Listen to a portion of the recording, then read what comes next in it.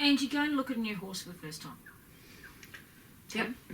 And you turn up there, and the first thing you notice is some white hairs on its shoulders. Yep. How am I to know, as a potential buyer, Yep. how are you to know if those white hairs may have been caused by saddle damage? So we see quite a lot of this. So we don't know, quite often we don't know the history of the horse. We know that the person's owned it, say, for 2 years and it came with those white hairs. They don't know any different. So quite often it is saddle damage. It's a pressure point. So where the saddle pushes down and is pinching the horse, the blood circulation can't get through because of the pressure under the saddle, and then the hair follicle dies, and then we get the white hairs. This, quite often the white hairs will stay there.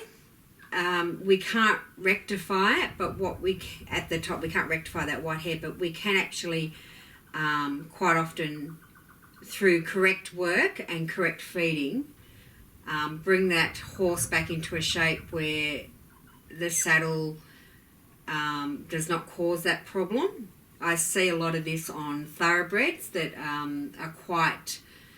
They've lost a lot of condition and the saddle sat right down.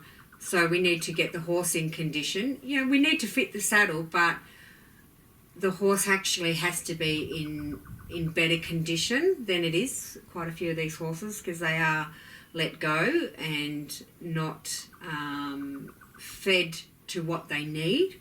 So we need to look at that.